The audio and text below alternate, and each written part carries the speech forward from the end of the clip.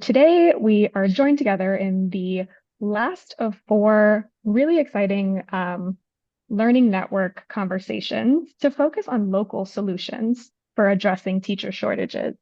And I think as this group knows, when we talk about teacher shortages, we mean a shortage of teachers who are fully qualified, fully prepared, well supported, and who reflect the rich racial and linguistic diversity of the students that attend our schools in California. So we're thinking of all of those dimensions um, when we have these conversations. I'm going to quickly introduce our hosts. This learning series is a collaboration between EdTrust West and Public Advocate.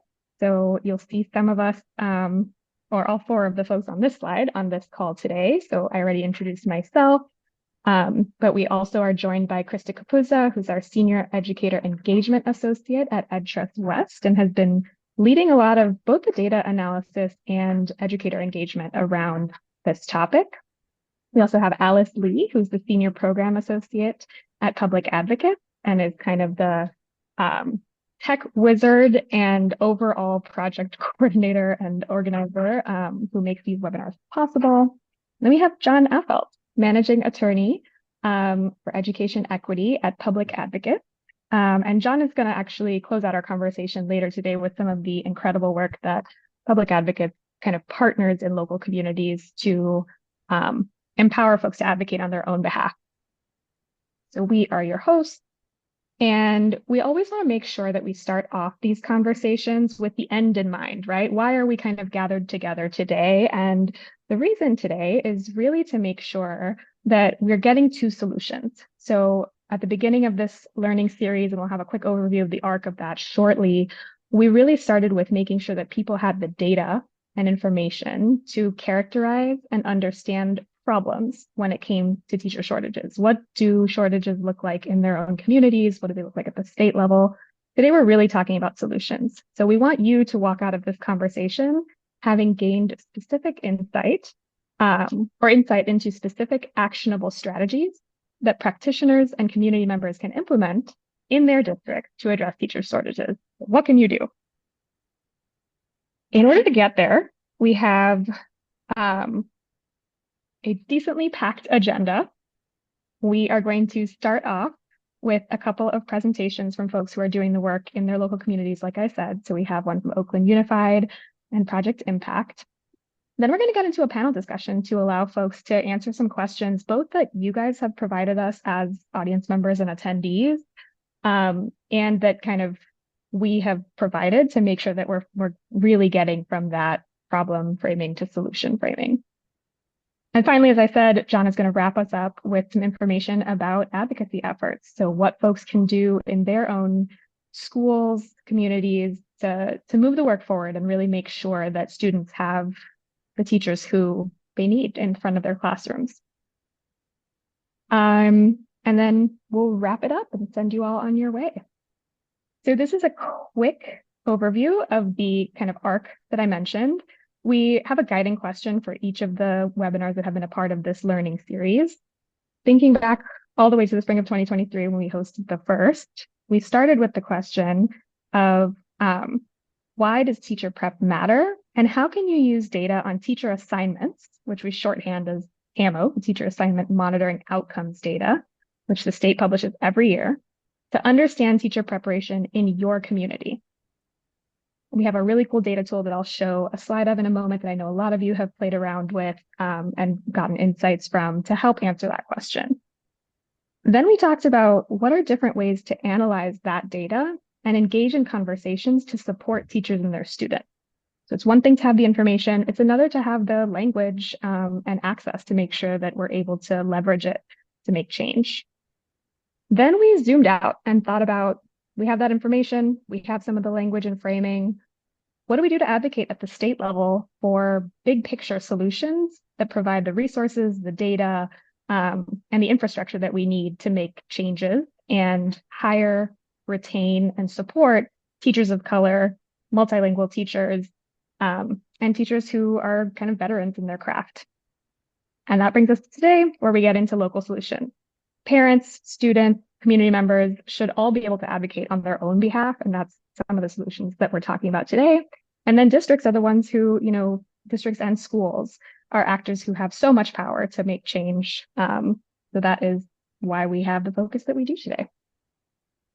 I'm going to quickly give you guys a couple of resources, and Alice is graciously dropping them in the chat as we go. I want to point you to two things that you can return back to over the course of this conversation, while we're doing our questions, and later, just to make sure that you have, the tools you need to do this advocacy work. The first is the Educator Diversity Roadmap, which includes a series of both state and local recommendations that are all informed by community insights for addressing teacher shortages and diversifying the workforce in particular.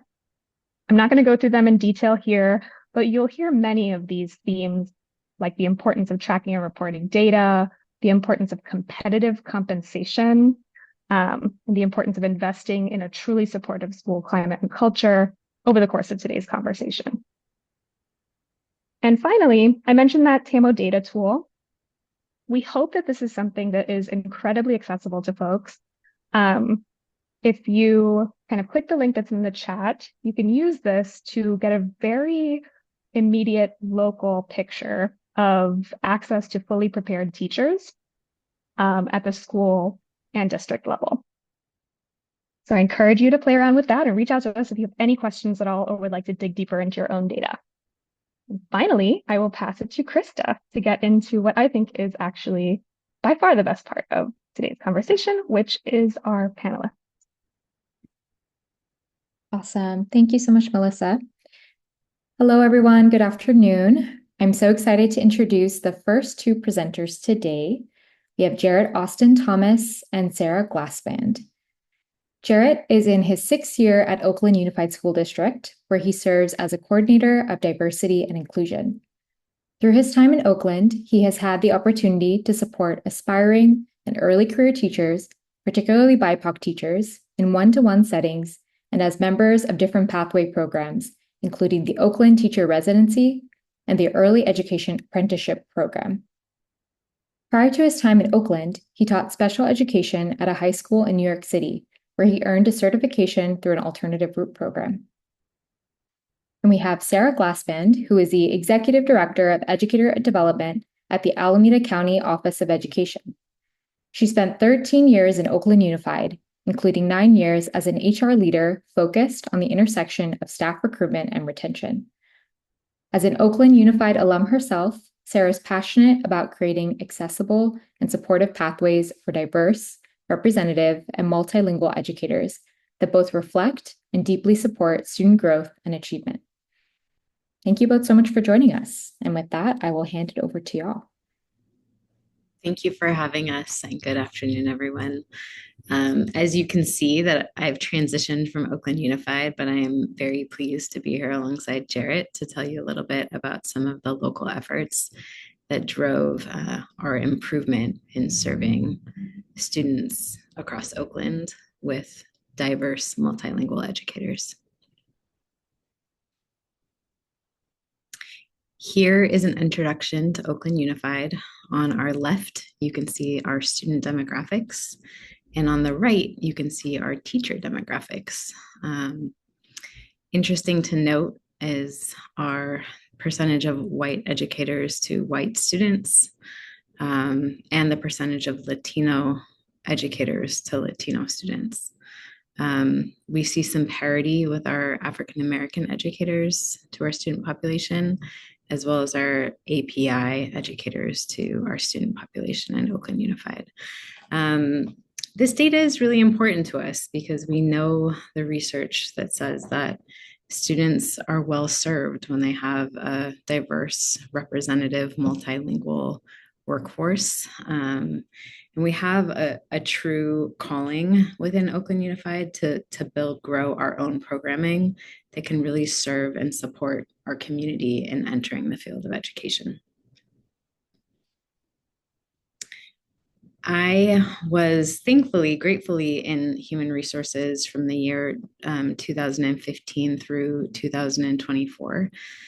Here is some of our retention data over the course of approximately 9 years. And I want to tell you a little story, which is that we didn't used to have this data. And there was a really deep investment in asking questions. Who are our teachers? How long do they stay? Where do they come from? Are we seeing acute trends in particular populations of educators? Who are we hiring? How many of the people we're hiring have credentials? Of the people we're hiring that do or do not have credentials, what are their racial, ethnic, and gender breakdowns? So we asked a lot of questions, and we had a really deep partnership between program leaders on the HR talent side, developing programming, as well as research, data, and analytics. Based on that partnership, we were able to develop some pretty substantial dashboards that could drive our work. But going back to the slide before, briefly, sorry, I want to show you what happened between 2015-16 and 2016-17, which was my early time in the HR department. And we saw a huge dip in our retention of specifically Black and Brown educators in Oakland Unified. And so we wanted to invest in reversing that trend. And I was lucky to move into a position focused on retention and employee development. And now we can progress to our next slide. The goal was really to figure out how to invest in staffing, but starting with how does data drive these decisions? In the partnership between research, data, and analytics, as well as the program development side, we were able to develop a series of dashboards and a teacher retention survey that was anonymous and collaboratively developed with some backing from labor partners as well as internal divisions and departments. We were able to create a specific dashboard focused on retention, which looked at ethnicity, years of experience, gender, and also 1 and 3 year retention rates by site and region. This helped us to see, oh, we need to meet with this set of 5 schools weekly in order to support them with hiring and retention issues. By disaggregating the data in this way, it helped to really guide our investment in how we supported schools, principals, and hiring. We also were able to see who we hire, how long they stay by position, ethnicity, gender. And then we had some really important dashboards that showed us some continuous improvement data based on vacancies and applicants by content area. So if we were seeing a certain number of vacancies in a particular area, but not applicants to match it, we were able to more deeply invest in those efforts. We also were able to focus on how our teacher credentialing and licensure process went. How many teachers are we hiring that had substandard permits, PIPs and STIPs, and how could we deeply support those folks to become fully credentialed? And then again, we were able to look at the retention survey data and specifically focus on the highest push factors for our educators. And I'll pass it to you, Jared. Thanks, Sarah. And so the next couple of slides are really going to highlight 3, 4 of our programs, pathway programs that we utilize in the district. But before getting into that, I just wanted to state that these programs that I'm going to talk about have all been introduced or implemented, I want to say, since 2018, but that Oakland Unified has been involved in growing our own since before that. Most recently, thinking about Teach Tomorrow Oakland program, which started in 2008. And then there was also an African American Male Achievement Program, which really emphasized the importance of like affinity spaces for particularly our Black males in school, but also the work that they were able to do for their facilitators in terms of creating community there. And so I think it's really important to recognize that these programs have existed in Oakland for a while. And so looking at our Oakland Teacher Residency now, our focus is really to increase, as we said, our representation of staff or our staff matching the representation of our students. And so we've really been pushing to increase the number of BIPOC, but specifically Black and Latinx teachers in the classroom. And then we are also really looking internally and trying to grow our own staff. And so the graph on the left shows the increase in residents as it pertains to like their demographics. And then on the right, you can see how we have been and are becoming more intentional around ensuring that internal candidates are able to participate in these programs that we know provide really supportive foundational opportunities for people who are looking to earn their credential to have sustainable careers in the classroom.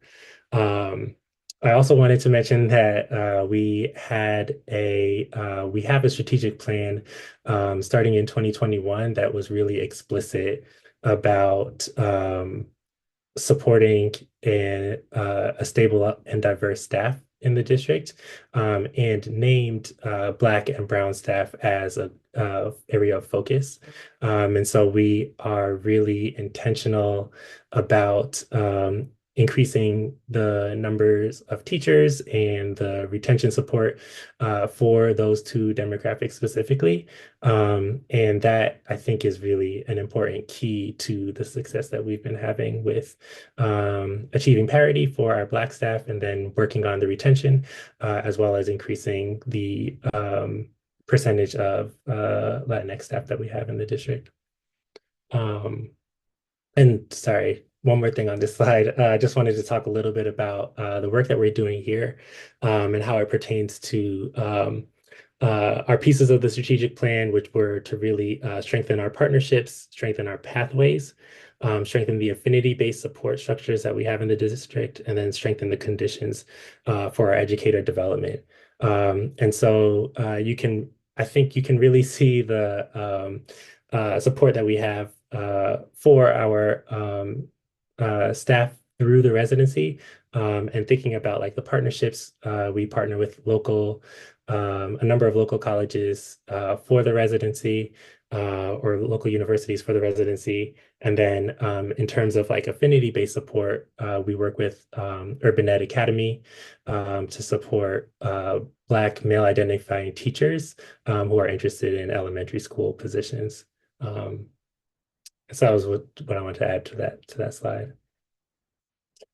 Our classified to teacher program is specifically for current staff. And here again, you can see the emphasis that we have on our Black and Latinx staff and other BIPOC staff in terms of supporting their growth and their development in the district. Again, we partner with a number of local institutions of higher education. And this pathway is really supporting people who are working towards earning a bachelor's degree and teaching credentials as well. For participants in this program, there is the required minimum of 60 units. And so while this was extremely helpful for people who are in that area, it also helped us identify sort of another barrier that existed, which we'll talk about on the next slide. And so that barrier was the ability to earn their earn college units prior to the BA, where they would be able to, prior to the associate's degree, where they'd be able to get that financial assistance. And so we were able to partner with an intermediary called ECEPS, Early Care and Education Pathways to Success, which really helped us learn about apprenticeships and develop out our pre-apprenticeship for students in the district, recognizing that if we want to have a workforce that's representative of our student body, going to the student body is a place to do that. And then our apprenticeship, which we've launched this year, which is reaching to support staff working with students aged 0 to 8 and helping them earn a master teacher permit, which is 48 units. And then we hope to help bridge that gap of 12 before they're able to enter the classified to teacher program. But really, each of these pathways is sort of a step that we have towards supporting our community with being able to attain their career and educational aspirations. And then the last thing I wanted to just share was the teacher recruitment progress over the last few years. And so the red is the number of applications that we received. And the blue is the number of hires that we've made as teachers. And we utilize a number of strategies to be able to make the work or access to the positions possible, including the pathways that I discussed. And then we're also often in the community through support sessions at libraries in the area. We go to schools to support them with their hiring, selection, interview process. We also communicate out to schools often to identify family members and community members that might be interested in positions in the district, and then we support them one-on-one and in groups with going through that application process. And then we also are really sort of intentional about breaking down the application, the credential process, and making that accessible to people who are in our community as employees or as members, and helping them navigate that process.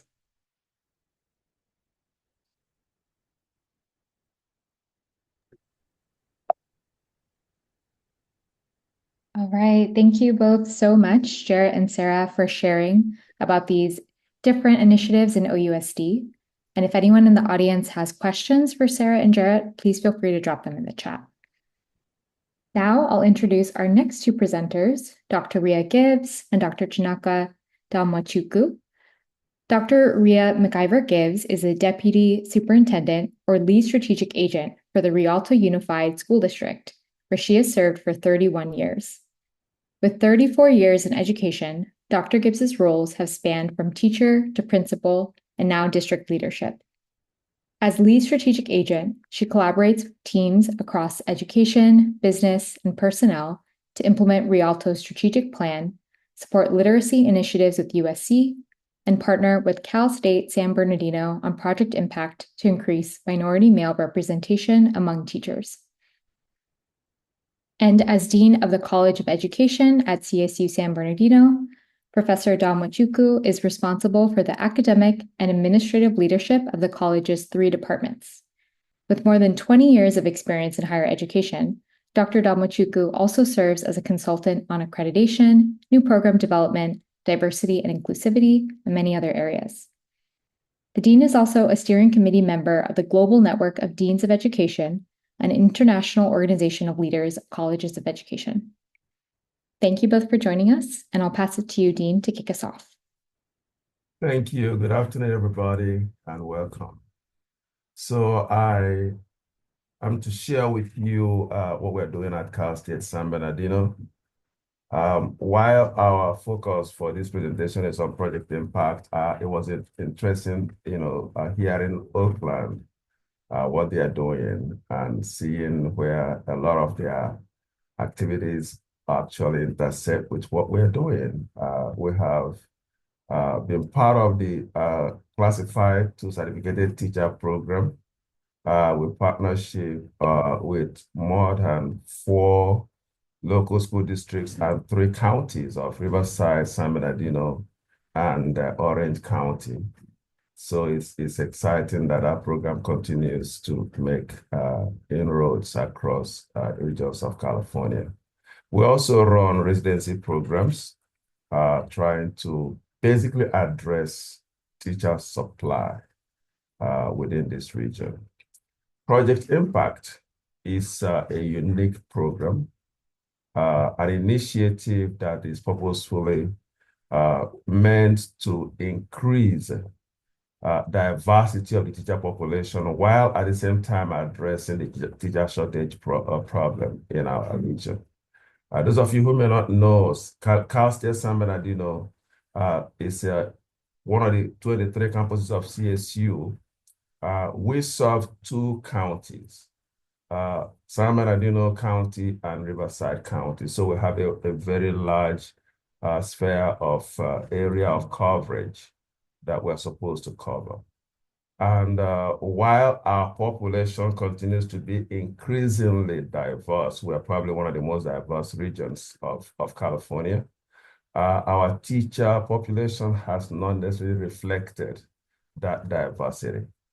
And as a university that is a minority serving institution, a Hispanic serving university, we chose to engage in this work of trying to increase the number of African American and Hispanic males who are in the classrooms of the Inland Empire. So that's what Project Impact is about. Next slide. And let me also point out that most of the images you're going to be seeing are real images of our students and candidates, not just Photoshop. So you know that this is real. We have two,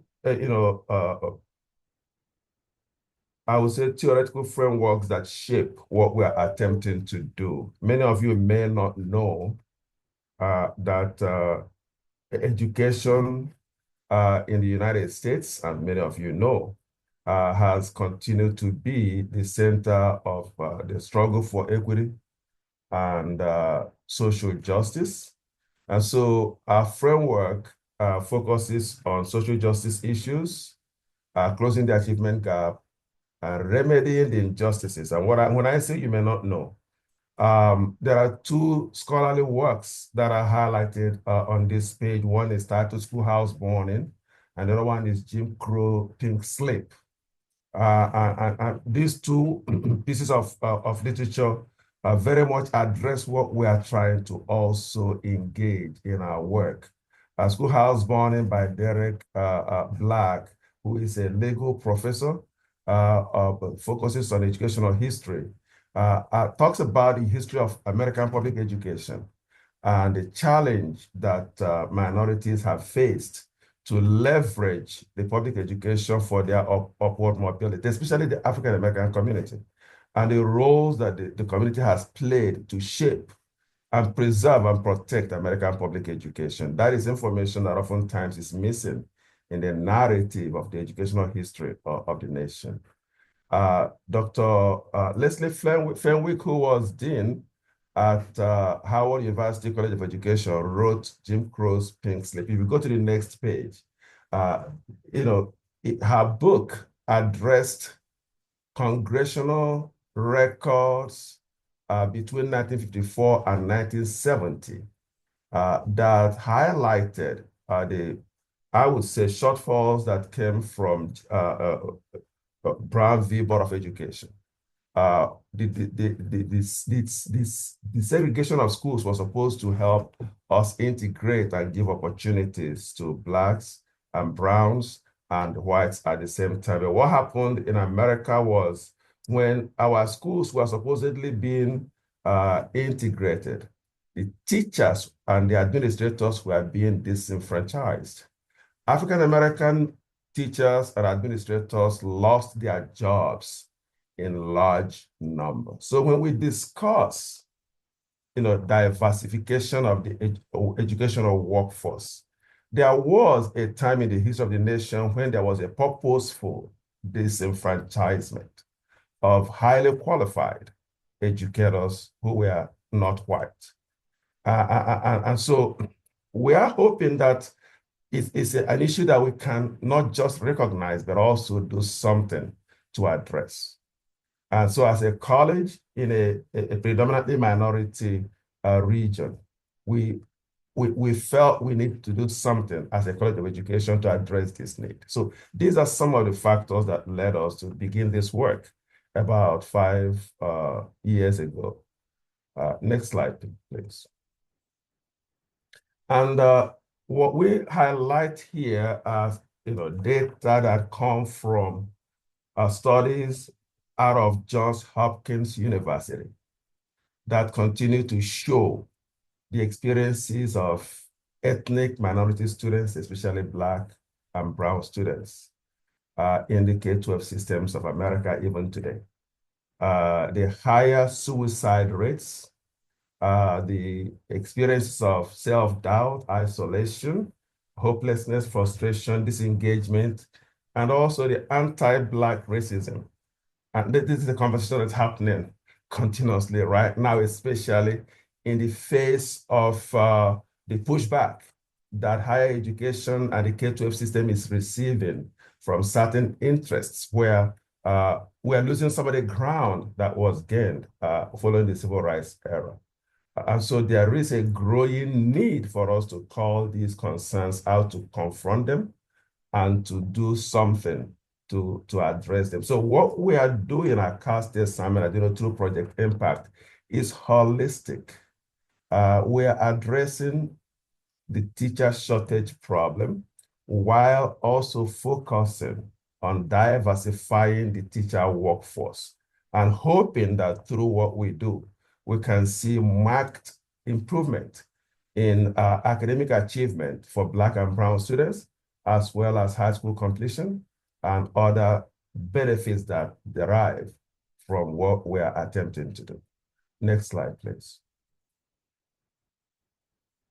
And so, again, these are data that come out of multiple studies.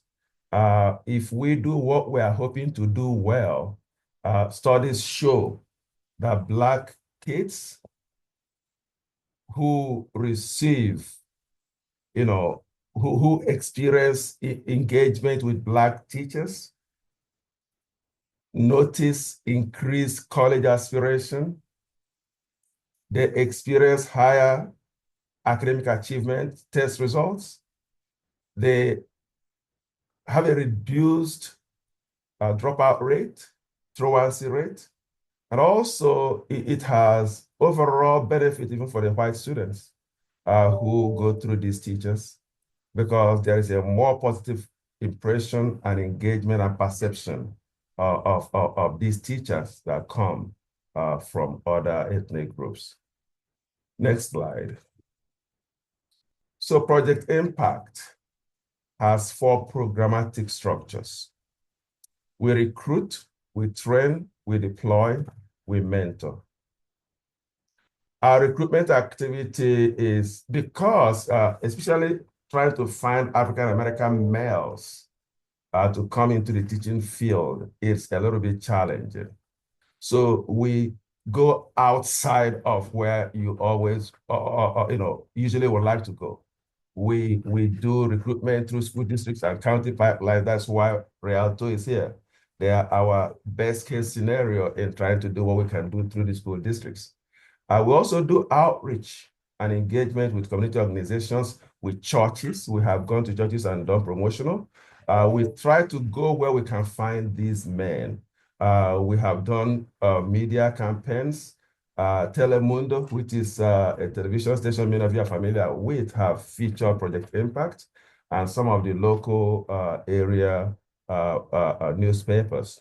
And we provide support to help these men transition into the teaching profession, because quite often one of the things we encounter is that some of these men come without the appropriate GPA that is required for them to get into the teaching profession, or without the subject matter competencies, or there was a time when CBEST was an issue, but now a bachelor degree is able to waive it. So we just don't say, if you don't meet it, you're not admitted. We provide scaffolds so that as we identify them, we give them the support they need to be able to get into the program and try to do what we expect them to do and then finish well. So it's not just they apply, we accept or reject. We hardly reject any one of them.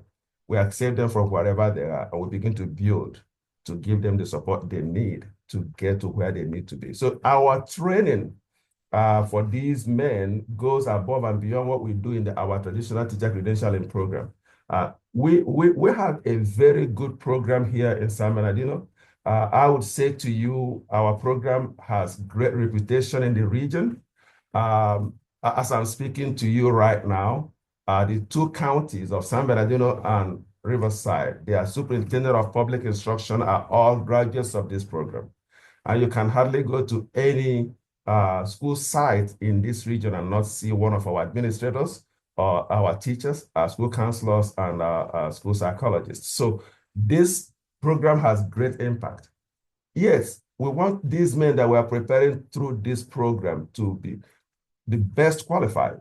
So our training is more rigorous for them.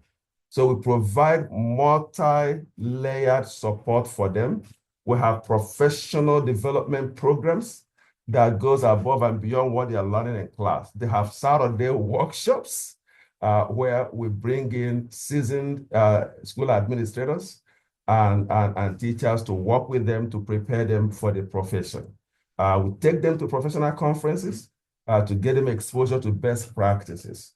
Because our goal is that by the time they finish the program, they will be on top of this profession and be able to do a good job. Our deployment is actually also structured. We work with districts to provide them strategic placement where they can have the greatest impact.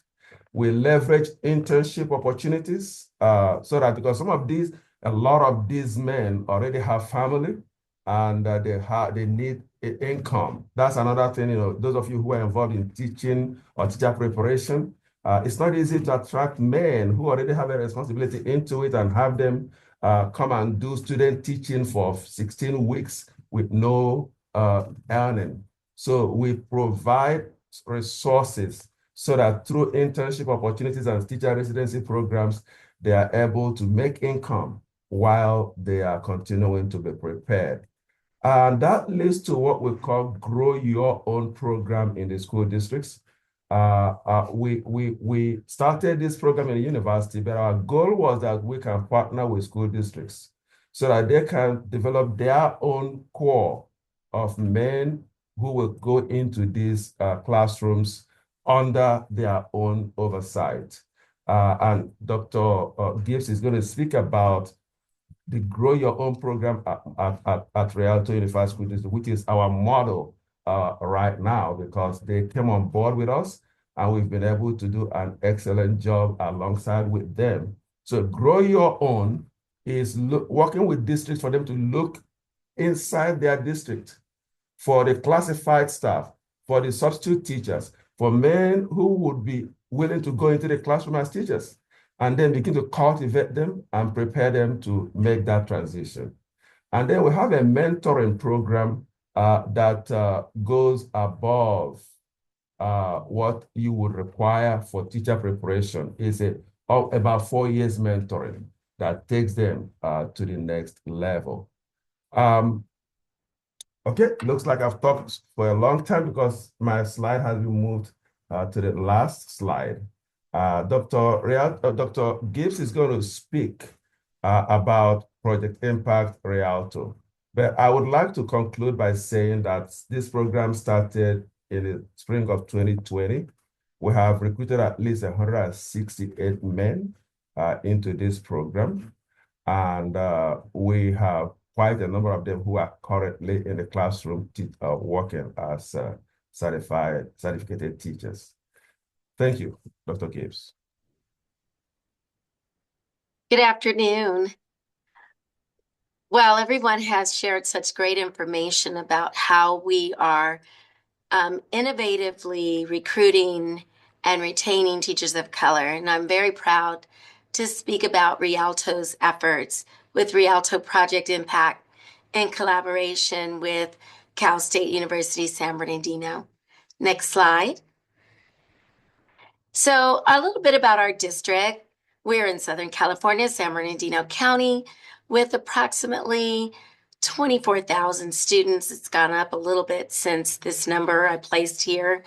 We have a number of schools, 19 elementaries, high schools, an alternative school, and our population looks very much like within our state and public schools, primarily Latino students, followed by an African American population of about 8%. We are 88% unduplicated students, and we're very proud of our 96% high school graduation rate. Next slide. So our current reality, we mirror very much what's going on in the nation and in California. Rialto is a little bit above that in terms of recruiting male teachers of Latino and African American descent. We have about 12.5% of our current teachers that are Latino males and 3.5% African American male teachers. And so we are proud that we are above that national and state average. Next slide. So here is what it looks like in numbers. For the last 2 years, our African and male teacher numbers have been the same 47. Now, it doesn't mean that they're the same 47. We have people that retire, and then we have recruited new teachers. What happens oftentimes, when I started this work, I was in personnel. I was the lead personnel agent, and now I've moved to the deputy superintendent's position. So in personnel, we often replace with different teacher demographics and perhaps we lose. And so we are trying to be very intentional about maintaining our numbers, because out of 1,371 teachers, our 47 males, we're looking to keep that number and grow. And our Hispanic male teachers, the same. And we've increased by a small number. But again, we've had percentages that have our numbers that have left, and then retaining them and recruiting other male teachers to take their place. And as we switch to the next slide, just a caveat, I am a Rialto graduate. So I have been in this school district not just 31 years of my career, but all my life as a student and a community member. So this is a work of heart. So this chart right here shows our teacher demographics over the last 2 school years. For 23-24, slightly fewer teachers than we have currently, and the types of credentials that each teacher holds. We're very proud of the fact that our teachers are, for the most part, have clear credentials. We do have a teacher induction program. So as we recruit our teachers in, we are able to offer that coursework in order for them to stay in our district and receive that clear credential advancing from preliminary. So you'll see we had a large number of teachers in 2024, 2025 leave that preliminary category and advance to clear credential because we had a large number in our induction program that year. Next slide. So vacancies, I was asked, what do our vacancies look like in our school district? Well, right now, currently, as of 11/14, which is, our numbers like this by the end of this week, we are pretty much fully staffed when you think of a district our size. So we have 14 openings, and you'll see special education is that need that we have in our district, as we do across the state. And also, VAPA teachers are very important to us now with Prop 28 money. Next slide. So particularly about Project Impact, we have a program called Teach Rialto in our district, and we have 3 programs. Our Career Technical Educational Pathway for our high school students, our Teacher Residency Program, which will be getting underway this school year, recruiting teachers into that residency, and Rialto Project Impact for our minority male teachers. And that picture you see is our Board of Education, and I thank them all the time for being bold leaders and leading the way in this work. Next slide. So what do we do in Project Impact? They're for our underrepresented males, earning credentials, full credentials in our subject areas, single subject, multiple, special ed. They're provided mentors through Cal State and Rialto, tutors to help them in all areas, whether it is passing their competency test or anything in their coursework. And we are a grow our own model.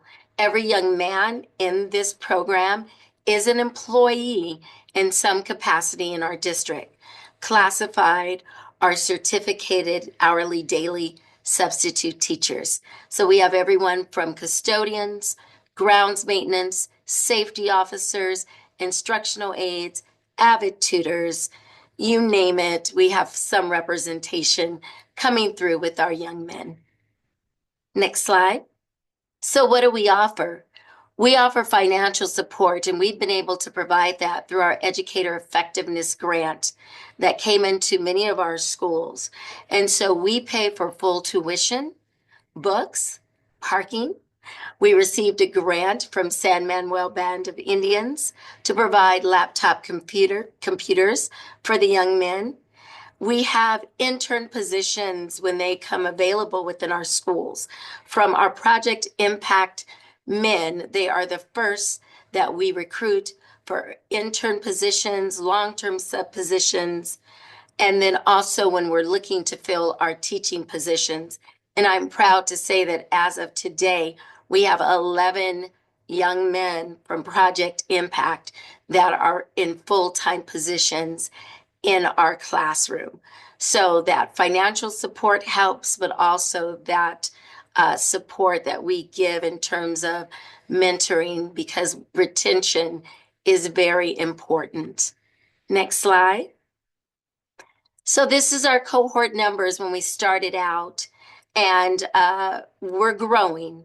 And I'm going to get our spring numbers from Cal State in the next few days. And I think we have somewhere between 15 to 17 young men that will be starting spring 2025 that are Rialto Project Impact participants.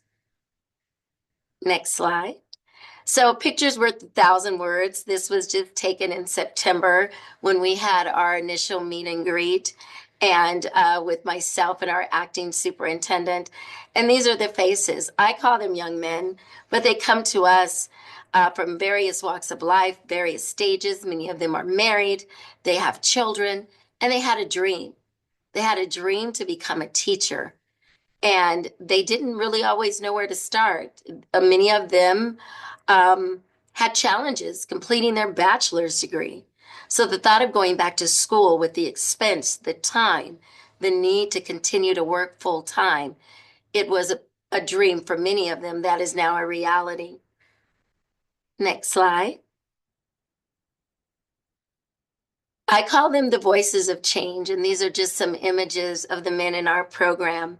And as Dr. Damuchuku stated, we often lose our minority male candidates when it comes to student teaching time.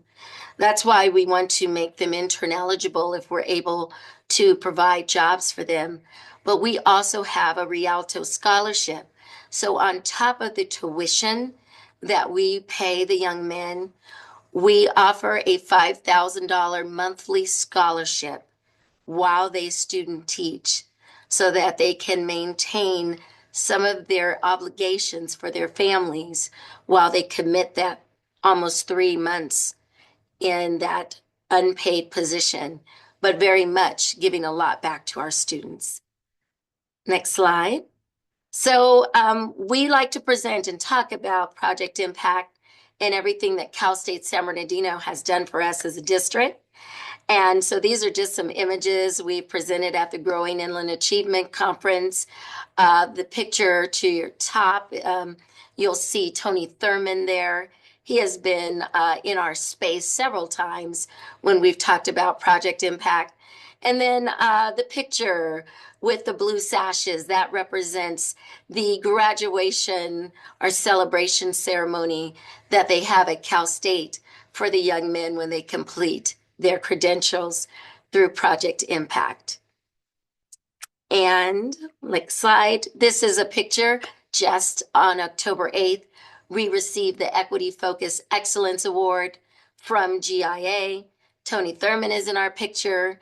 The gentleman to my right in the picture, or to your left, is from Gavin Newsom's office. And so we're very proud of our work with Cal State and what it's meant for the men and the educators within San Bernardino, Riverside counties. Next slide. These are just pictures of Dr. Huff, Dr. Simbera. They work with us at Cal State. And of course, I call him our Dean Damuchuku, who had the vision. And when I heard about it, I just said, where can we sign up? Because like I said, I am from this area, deeply vested in this area. I'm a mother of 2 African-American sons. One is a new teacher. And so I'm very much interested in all the support that is provided to help our men stay in the teaching profession. And the last slide, I call this our family picture. This is a picture of all of our current Project Impact team members, but they are pictured with our cabinet level position members. I have support from business, of course, from Ed Services, from risk management. We provide benefits for our resident when they get into a certain level and they're able to do their student teaching, or if they are in a long-term position, we also provide benefits. And so the last slide is just a QR code. If you want to learn more about Project Impact, I could go on, but I know our time is well spent. Thank you. Wonderful. Thank you so much, Dr. Gibbs and Dean Damuchuku, for that super insightful and rich presentation and a closer look at Project Impact. Unfortunately, we are short on time for our panel, so I will ask instead if you all can respond in the chat to a question, which would just be, what is the most important policy recommendation that you would have for districts in regards to teacher recruitment? So I'll throw that into the chat as well. But again, if y'all could answer in the chat, that would be wonderful for our audience. And I just want to share again our appreciation for y'all joining us. And if folks in the audience, feel free to drop appreciation for our panelists in the chat or unmute or react to show some appreciation for their time and expertise that they shared with us today. And with that, I will pass it over to John to share on our advocacy efforts. Thank you, Krista. As Melissa reminded us, we started this webinar over a year ago, looking at the new data that's come online from the state and how that's enabled us to look more deeply at teacher quality distribution across the state and within districts. And we've explored what the state can do to close those achievement or those gaps in fully prepared and properly assigned teachers across the state. Look at the last webinar we did about 3 months ago for some great ideas there, and they're mapped out in the roadmap that Melissa talked about earlier. And today we just wanted to remind folks, particularly our local advocates and organizers, about the opportunities you can use this data for and these great ideas from Oakland and Rialto Unified to advocate for improved levels of fully prepared teachers in your community and more diverse teachers that more closely match student population. So the first step that you can look at is to look at the data and gather it. Gather the if you have a district like Oakland that really has doubled down on developing their data systems, use it. It's a gold mine. Work with your district to get that data out there, and I'll show an example of some work that we've done locally in Oakland, actually. The state DataQuest and EdData website has a lot of data broken out by districts that you can also use, and that teacher assignment monitoring outcome data map that Melissa shared earlier that ETW has developed in conjunction with Public Advocates as part of this work really allows you to look at district by district, and you can dig down and look within your district at the level of fully prepared, properly assigned teachers each of your schools has, and compare that across the district. So there's a lot of rich data out there, and now there's a lot more of it, and it's more powerful for you to develop local campaigns around. And that is the next thing we wanted to highlight for is thinking about local campaigns that you can work with your district on, trying to identify which of the various roadmap opportunities, recommendations might be done. I love Dr. Gibbs' indication of the increased compensation or the stipends they give their candidates while they're in programs to support themselves and their families while they're going through the system. That's like two birds with one stone. You got people in the pathway and you're providing compensation for them. So a really excellent example of a local initiative. And these examples need to be propagated across the state. So take what you heard today, incorporate them in your local campaign, look at the educator diversity roadmap, and get to work.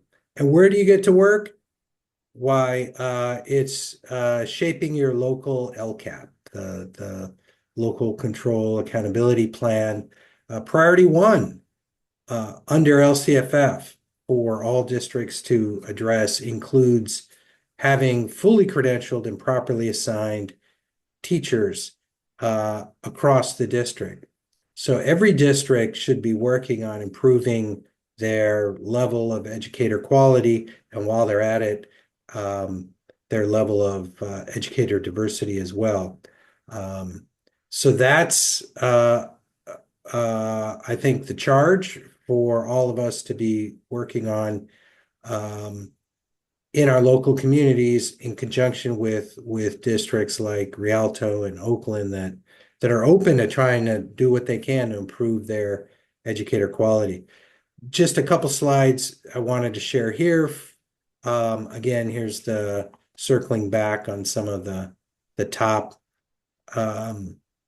recommendations is from our community formed educator diversity roadmap. All of these are good ideas. You may have other ideas on how to improve educator diversity locally, but I think the main ones are captured here: creating new pathways, increasing compensation, improving school climate that attracts, retains, supports diverse and educators to stay, hiring from the community and including the community in the hiring process. Just wanted to share a couple slides from our 2017 campaign that Public Advocates and Californians for Justice and some other local partners in Oakland worked on with Sarah when she was still in Oakland Unified. But there's just some examples of how we used local data there. You can go to the next slide to highlight the increase at that time that we're seeing in Oakland with substandard permits, and also in the next slide, the gray bar is sort of the district average of 3-year retention rates at elementary, middle, high schools.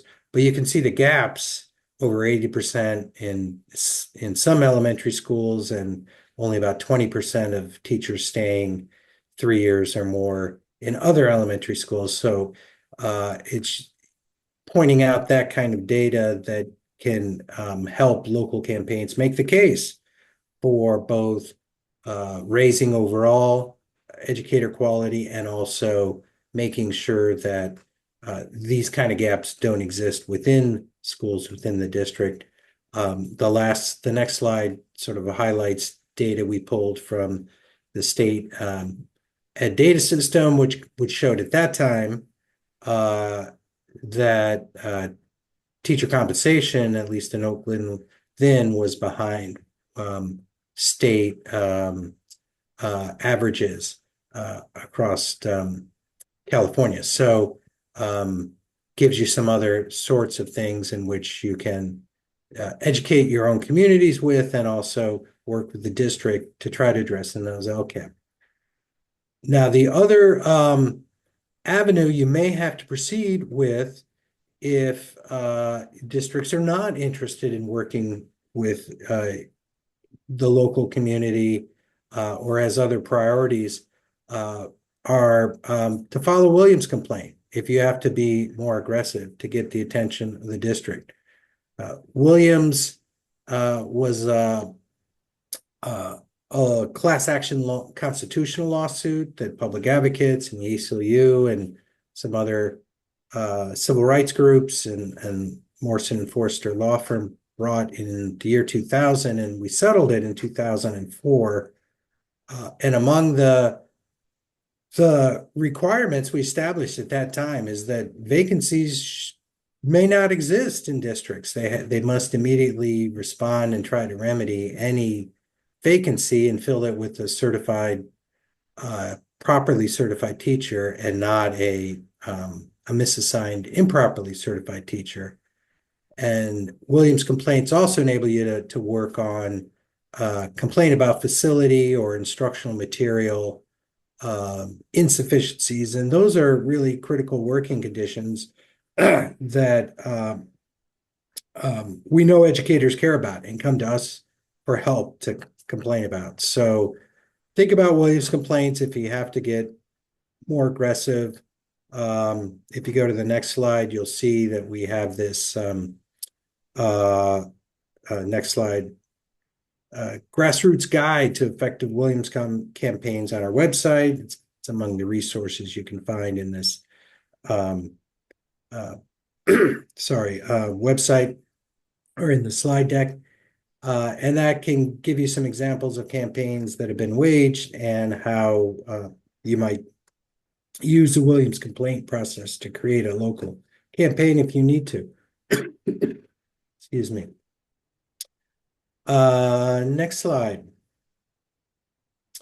This is just to briefly shows you the required Williams timeline, which is you file a complaint, the district has to investigate and remedy it within 30 working days. And that there's no investigate and respond to us. It's investigate and fix the problem if the problem is verified within that 30-day period. And respond to the complainant within 45 days. So that gives local community folks some real leverage to get the district's attention and work with you on trying to resolve some of these vacancies and misassignments. We want to wrap up you can go to the next slide, this webinar with just talking about some other opportunities to engage on local advocacy and state advocacy, and let folks know that there is an emerging network. It's called the California Educator Diversity Action Network, or CEDAN. And CEDAN, of which Public Advocates and E2W, Californians for Justice, and other Teach Plus and the New Teacher Projects and some others are creating a statewide network to focus on some of those state policy solutions to improve educator quality and diversity across the state. And contact any one of us if you're looking for ways to get more involved in that conversation in the CEDAN network. And I'm going to turn it to Krista, who's going to talk about some ETW, other opportunities. Thank you, John. And thank you all again for joining this conversation. At EdTrust West, we are deeply committed to increasing equity, opportunity, and success for students. And I wanted to just share briefly on different ways that we kind of support that work.